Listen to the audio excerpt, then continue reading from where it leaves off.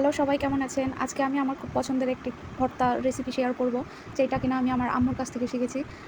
আমি সচরাচর এভাবে অন্য কারো কাছে খাইনি। তবে আমার আম্মুকে আমি ছোট থেকেই দেখতাম যে এইভাবে মাছের ভর্তা বানায়।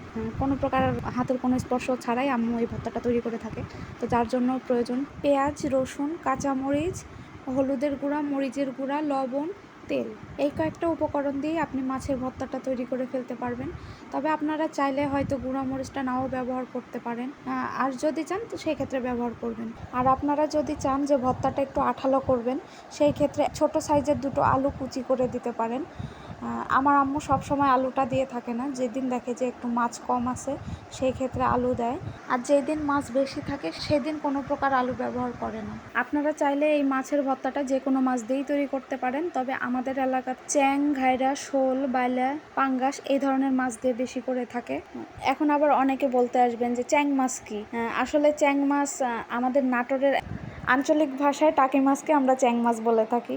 ওই যে কথায় আছে না, এক দেশের গালি এক দেশের বুলি, সেটা হয়েছে আমাদের। আমার আম্মুর হাতের মাছের ভর্তা আমি আমার ভাই যেমন পছন্দ করি, আমার আয়াতের আব্বু অনেক পছন্দ করে আমার আম্মুর হাতের এই মাছের ভর্তা। গল্পের ফাঁকে আমার ভর্তাটা একদম রেডি। আর হ্যাঁ, আপনারাও কিন্তু বাসায় ট্রাই করে দেখবেন।